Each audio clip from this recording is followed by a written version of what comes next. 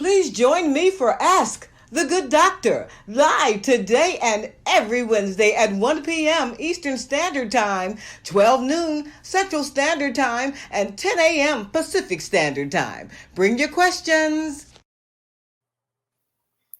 Good afternoon. It's Wellness Wednesday. I'm Dr. LaJoyce Brookshire, and welcome to Ask the Good Doctor. We are here to help you attain, maintain, and reclaim your perfect health, and also to tackle issues which affect the human condition. And that is exactly what we're going to do today. So join me on Twitter at Ask the Good Doc, on Instagram and Facebook at Ask the Good Doctor. You are going to want to jump into this conversation.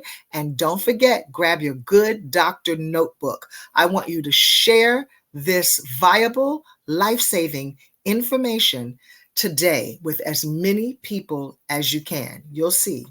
With us today is an expert. She is an expert on the subject of human sex trafficking.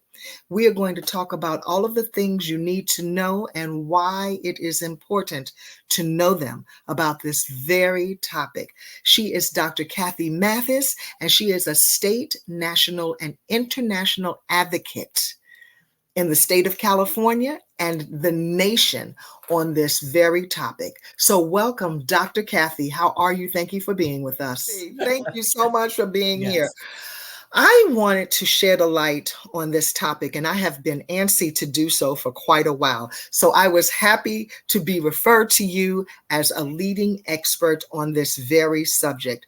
Human sex trafficking has become, let me just say, out of control in this nation, I guess in the world. But I want you to give us all of those nuts and bolts about it, and especially from a standpoint of what we can do and what we need to look out for. We'll get into all of that. But first of all, I'd like for you to give us some statistics on human sex trafficking in the United States today. Well, you are absolutely correct, first of all, that it's not going away. It's not decreasing. It is increasing all the time. And one of the reasons for that is it's very hard to monitor children. In a lot of cases for parents, they don't know what their kids are doing, and especially if they're at the age where they're letting their parents know very clearly, stay out of my life. Teenagers think they're adults, and so they need to make their own decisions and that kind of thing. Plus, most people don't understand the magnitude of the predators online. So at any given point in time, there can be 500,000 predators or more online, and they are always when it comes to sextortion, their focus is teens a lot of times, and children ages 10, 12 up to 18, 19, somewhere in there. But they pretty well like the ages of 10 to 16, 17, focusing mostly on 12, 13, and 14-year-olds, because that's the age where their hormones kick in. The young people are looking for love, and they're looking at what love is based on their models of parenting and what they see in the movies and on television and that kind of thing. So these sexual predators that are online at any given point in time will use different grooming techniques to try to lure the children online to make them feel what they know these kids are looking for: love, friendship, money, or gifts of some kind or another, or any other tool as they are talking to this child that they can use as a lure to groom them into conversation and, quote, friendships. Things like, I know how you feel. I know your parents don't understand you. I'm here. I'll help you. I'll protect you. Those different grooming techniques that they will use at any given point in time. And of course, most of their focus is on young girls. Yes. So there's a higher percentage rate of them focusing on young girls, but boys are not immune. They'll trafficker boys too. And a lot of things that people, don't, they think that these people look like what's portrayed on TV, that they can identify them because they look bad or they sound bad. No, they don't. No, They they look don't. like we do. They talk like we do. They are so masterful at grooming these individuals and making them think that they're their friends. And that's just the online predators. Let's talk about the ones that are not online doing the same thing. These Oh, be their peers in school that are used to groom other girls and boys into sex trafficking. I need you to stop right there Okay. because that is a mouthful. When you say using one teen to groom another teen, say more about that. And is this a person who feels trapped, who's doing the grooming, or is this a person who's a runaway? Okay. So it can be that and more. It can be somebody that has already been groomed, that is also sex trafficked, that is now being used by the traffickers to lure other people their same age in, because who better to trust? We're always looking at adults. The adults are the predators. But what we have to understand is those adults also have people our own age, and especially in elementary school and high school, there are other children grooming their classmates and peers into trafficking as well, because the traffickers are smart enough to know they may, that stranger danger thing that we're all taught is always about adults. It's never about your own classmates or kids that are hanging outside of the school that maybe your age or a little older, that are also grooming you, or especially for teenage girls, having older teen guys Yeah. approach them. They get flattered when there's an older guy saying, I want to date you, you're beautiful, and they'll build this so-called relationship with them, only to lure them into trafficking. And once they've got them as quote friends, now they're going to step it up. They're going to ask them possibly to take a trip with them somewhere where they will never come back from that trip, kind of thing. I know out here in California, because California is one of the leading states in human trafficking. Is it really? Yeah. Yeah, there's, and I'll talk about the states that are the highest in human trafficking, but California is definitely up there as number one. What happens here is they'll lure them into Las Vegas. They'll say to the young girls, oh, let's go to Las Vegas for a weekend of fun. And the young girl will go, oh, great. That would be awesome. Yeah. And my friends are going to be there, that kind of thing. And then they go, and what they do is they kidnap her in the room. And then they have men that they've already lined up and paid to come in and rape her over and over and over and over for days without food and sometimes without water, until they can, quote, break her. Oh my gosh. And once she is broken, now they have her totally under their control, and she does not get to go home. And so, we look at the online predators, and there's a lot of those, but I also want people to be aware of, they're everywhere. They're in your school, they're in your church. By the way, churches are really good places for these individuals to be, because everybody that goes to church is loving and trusting and thinking they're all there because God, is they want God in their life and that kind of thing. Well, what better place to hide than under the, thing of I'm godly, kind of thing. A lot of sexual predators in church, and churches don't identify them because they're looking at everybody being there for the same purpose, which is a good reason and not an evil reason. So, there's different ways that these predators get at our children. Goodness. But when I'm talking in schools, I'm always talking to the children and the teens about, if somebody is flattering you more than anybody else, that's a warning sign. Okay. People, because in order to groom somebody, you have to make them feel good, make them want to connect. Oh, this person thinks I'm awesome and amazing, and I'm not usually told that. Well, warning sign. If somebody says to you, I understand your family doesn't get you, but I Mm, do. And mm, they're possibly an adult or yeah. somebody older than you. That's a warning sign.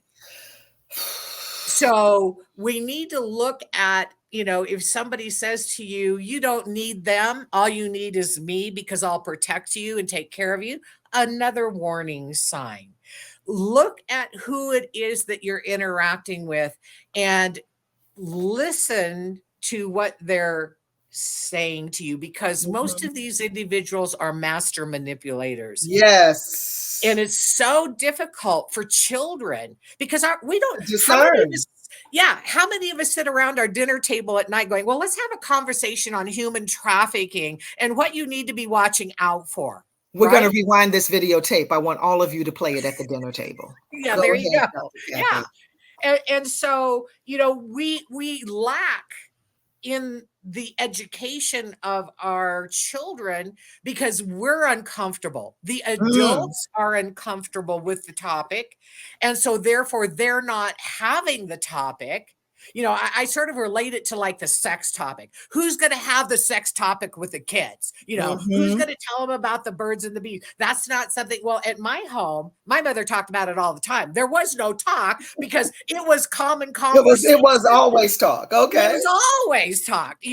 But this is what I'm talking about. When parents are undereducated on something so important as protecting their children, then they need to get educated so they can educate their children, because who else is going to educate them?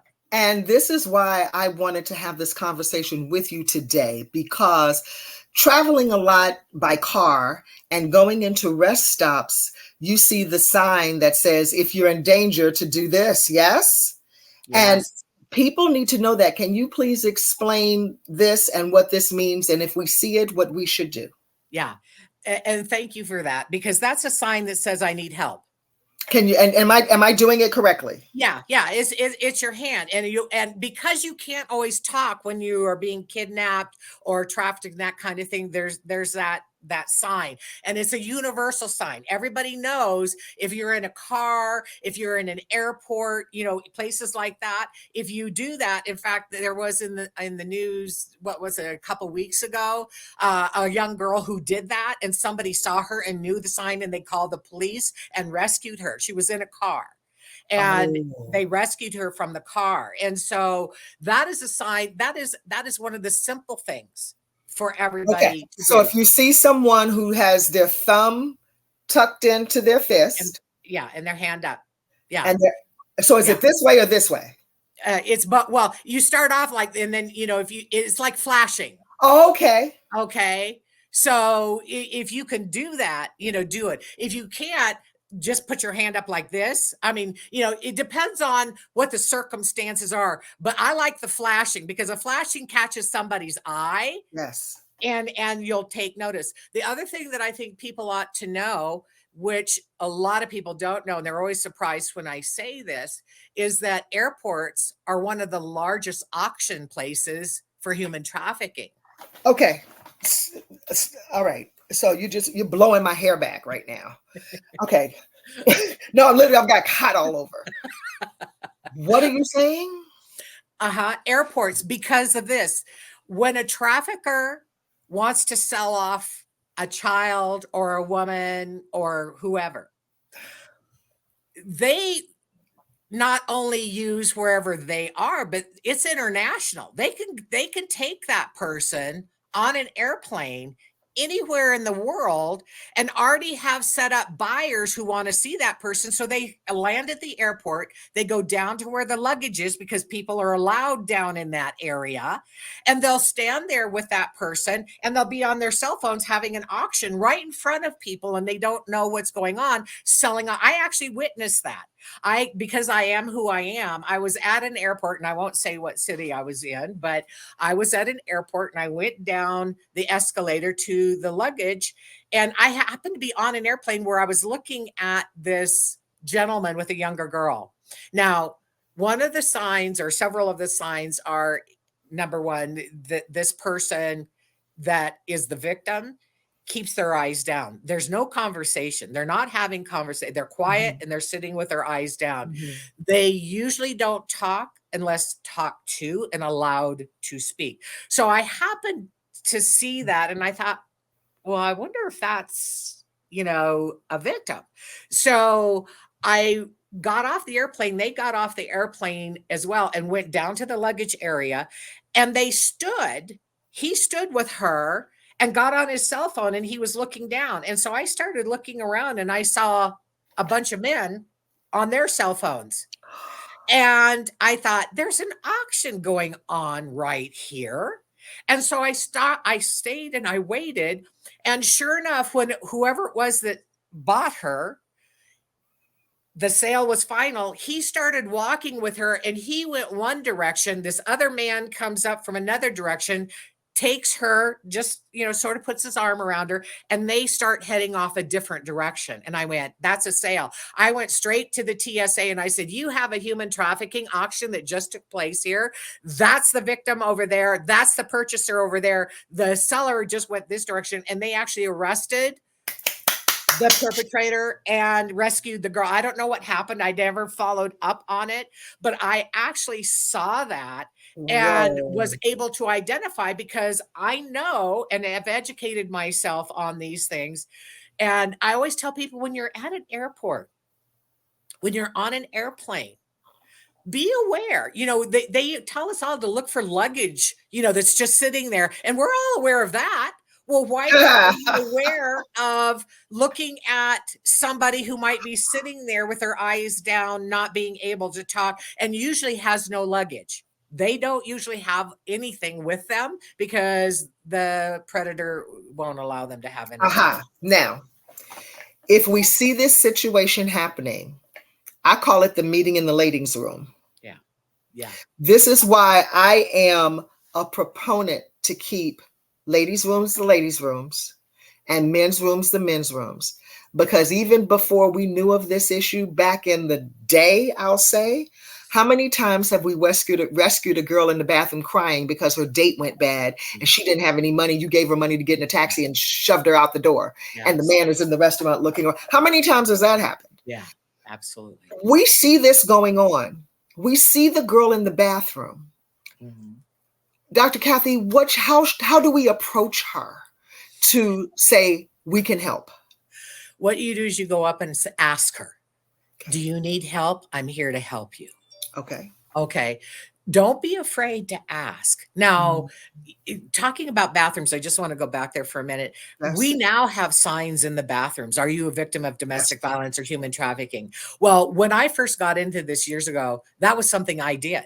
That was one of my influences in the field, was to try to get, I was the first one that I know of that ever got the airlines to train their airline into, TSA, the stewardesses, etc., on human trafficking, because we knew that there were victims on airplanes that weren't being identified, and who better to identify than possibly those that work every day and can watch and observe.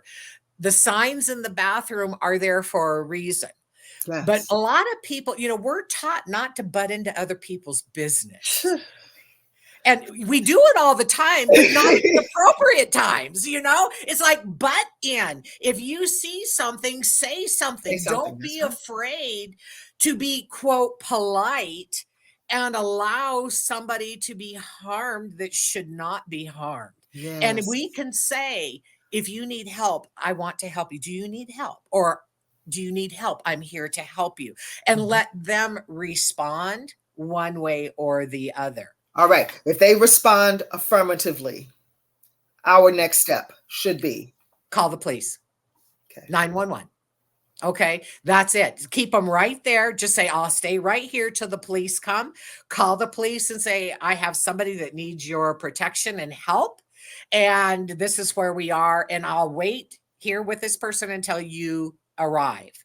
I have to tell you, I am so guilty of running into a bathroom and do not have my phone. My daughter said, you never know what you'll see. Don't do it.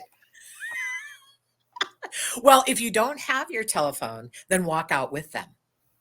Walk out with them. okay, and say, I'll stay right here with you, because perpetrators and predators are less likely to do anything if there's people that are aware around. Now, they'll do stuff because they know most people are not aware, you know. Yes. So they don't care where they are because they know most people aren't aware. Why aren't we more aware? Why? Because we don't think it's going to happen to us. We don't think this could happen to anybody we know. We live in a fantasy that we've been, that have been created for us based on, people who are undereducated, inexperienced, and don't understand how predators think and who they are. I train FBI and law enforcement on what's called understanding the mind of a predator and how they create the victim hostage mindset, because they also need to be aware of how these people think. They are not normal. They don't think like we do. They're Yes. predators. So we are not, again, having conversations on what we need to look for. What is a predator? What are some of the tactics that they use to lure us in and under their influence? I mean, domestic violence and human trafficking have a lot in common. Okay. You have, in domestic violence, a relationship terrorist. In human trafficking, you have, again, a relationship terrorist, but that person doesn't always, they have to build the relationship with their victim without love, but pretense of love. Now, the domestic violence perpetrator and predator does the same thing. I mean, there's so many correlations. Only what we do is we victim blame once somebody falls under their master manipulator tactics and tools. That is an excellent point when you speak of relationship terrorist. And you know what?